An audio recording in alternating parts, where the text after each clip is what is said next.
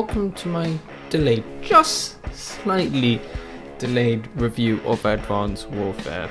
Well, in all seriousness, yes, it's a few weeks late, I'm sorry, but what were you expecting? I never deliver on my promises of videos being on time.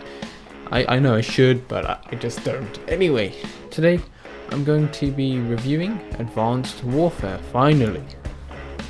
So, the game really consists of three main components. You've got the campaign, the multiplayer, and this third co-op mode.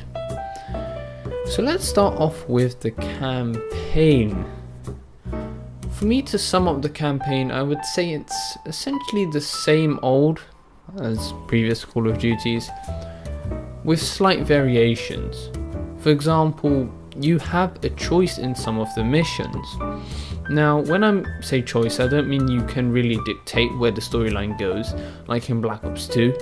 Your decisions actually had an impact on the final outcome. Well, in this game that's not the case, but what I mean by choices is that you can run and gun, you can use cover, you can kind of use the map, use the world, and you can actually do the mission in your own creative kind of way. Now, it's not really that unique because obviously there's only a set limit of things you can do, but for example, in one of the missions you can jump in a helicopter and then shoot down there and blow up the helicopter, or you can just shoot the enemies, or you can jump in a turret to destroy the other turrets. So you have a choice, and I really like that because it adds a lot, because really, to make the missions different, there's very little they can do. I mean, it's first person and you're meant to shoot people, so I really like that variation they've brought along. The storyline tries to be different. Instead of American vs terrorists, it's Americans vs what they believe to be a terrorist, but really Kevin Spacey, the evil guy, Jonathan Irons is the character's name, is the guy who's trying to take over the world, but really I don't really see him as an evil character. You work for Sentinel, kind of the American army at the time, and then you get injured, so you have to work for Atlas, and then at Atlas you work there, and essentially you wind up back at Sentinel. So without spoiling it, that's essentially what happens. And at first I was really happy to be just a normal soldier, and then you become part of this elite group. So you're like, there's 5 of you and you're trying to take down Jonathan Irons. So at first I was like, yes, finally, you're just a normal soldier. I don't want to be the main guy. I mean, really, if you're the main character in the situation, it doesn't really feel like you're there. It just feels like it's being played out, if that makes sense. Because in real war, there's not an elite group that take down the bad guy. It's a collection, and I think this game could have, really done well with making just an ordinary soldier and his way through the war, but it doesn't really do that successfully when you become part of this elite group and wow, you make so many big decisions. The campaign is logical, I can give it that. What I mean by this is it follows through, there's no flashbacks, no flash forwards. Call of Duty is really annoyingly well known for doing these flashbacks and flash forwards.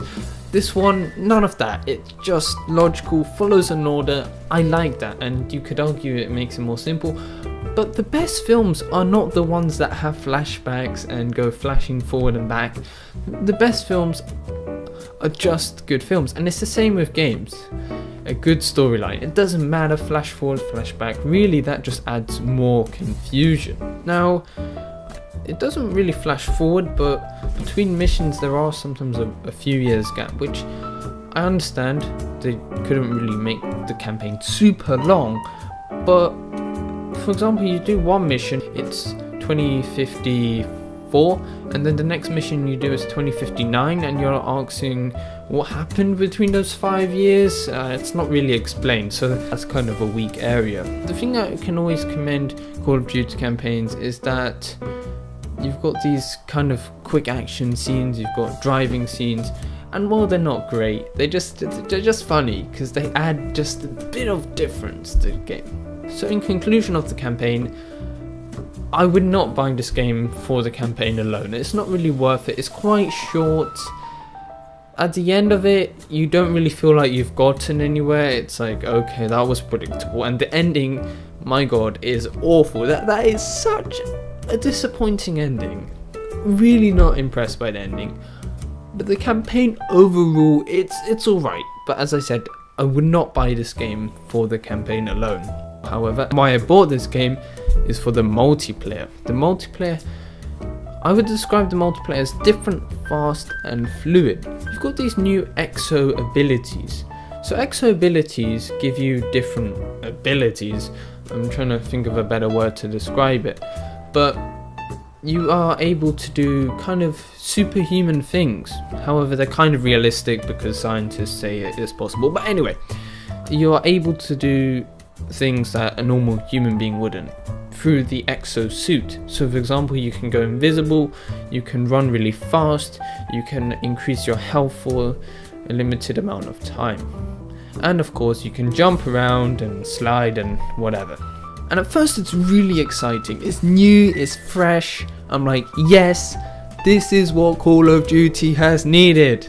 And then 15 hours later I'm like, Black Ops 3? No, it wasn't like that, but like every game, you play it for 15 plus hours and you're gonna get bored of it. It's kind of inevitable, but I guess it's kind of novel. At first you're like, yes, then later on it's like, okay, and then at the end you're like, but still, it's worth those 15 hours. I'd say the game was worth it just for those 15 hours. At first, connection was great, never had any issues, but it's online. Of course you're going to have a few issues here and there. And I'm not 100% sure on how their servers work, but what I've heard is similar to COD Ghosts, where there are some dedicated servers, but a lot of the matchmaking is done through peer-to-peer, which means someone in that lobby will be hosting, and that causes a lot of issues because there's a lot of people that lag switch, that troll, they just have bad connection, and if they have a bad connection, everyone in the game is affected. So I wish they had more dedicated servers. In this game, the assault rifles are still the best gun class. SMGs, submachine guns, are alright. I mean, the ASM-1 is a fantastic gun. But the most solid guns in this game are assault rifles, similar to COD Ghosts, and that's not a bad thing. I think it's fair enough, you know, assault rifles are really solid guns. But stuff like snipers, shotguns, the heavy machine guns, they're just really unusable or uninteresting. There are some interesting ones, but really, stuff like shotguns, you're going to be using them for a troll. I mean, you can use them effectively, but they've really nerfed them down, which I think is fair enough because the community has always hated shotguns.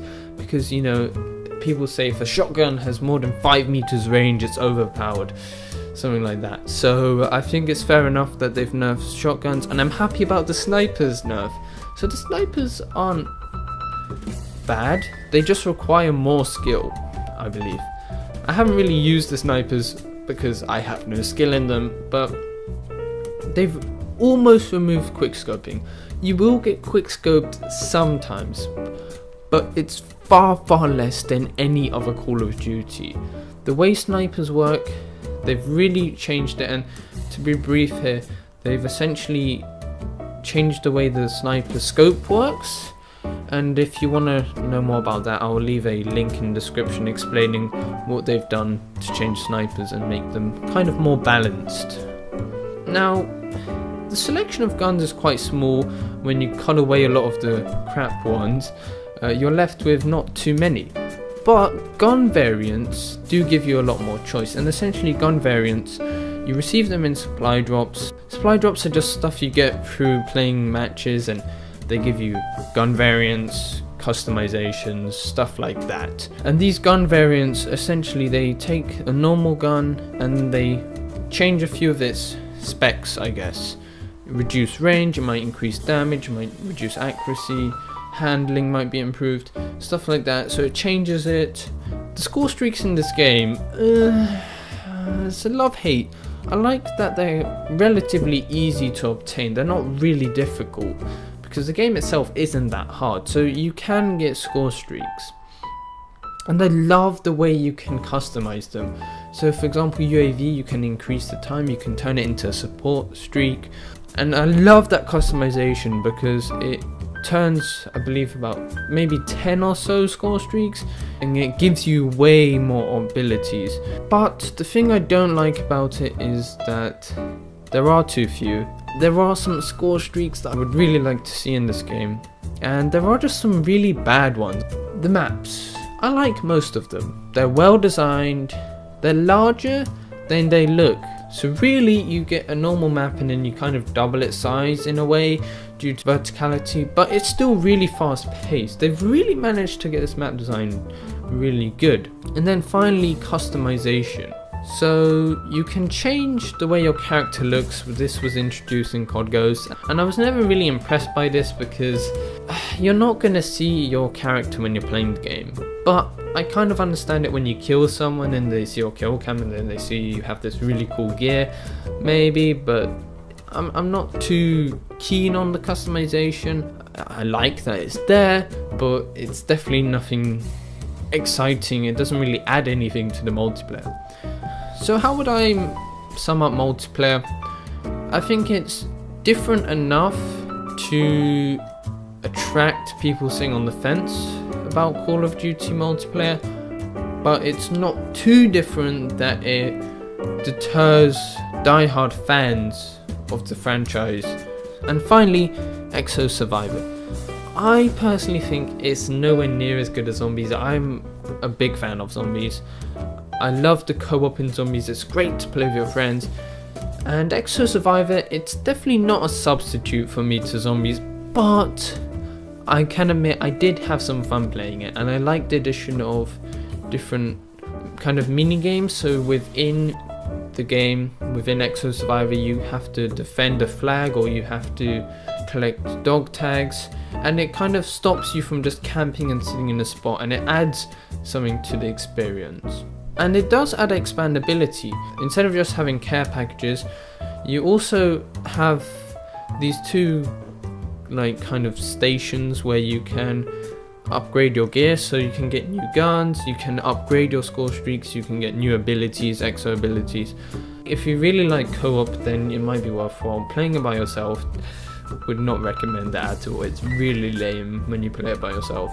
It's a decent third game mode. I personally do not think it's good as Zombies, and for me to sum it up, I'd just say it kind of feels tacked on. I have to admit, it doesn't feel like they put a lot of effort into this third game mode. So in conclusion, Call of Duty Advanced Warfare is new and different, yet it feels familiar. It's definitely a clear sign that there's still life left in Call of Duty, but I do wish there was a better selection of guns in multiplayer. That's my opinion on the game. If you've played it, what do you think? Do you agree, disagree? If you enjoyed it, please do press the like button, and if you did not, press the dislike button. Leave a comment down below with your thoughts on the video, on the game, on gaming, whatever you want to talk about in the comments, you can do that. Press subscribe if you want to see more from me, and have a great day, and I hope to see you again in the next one.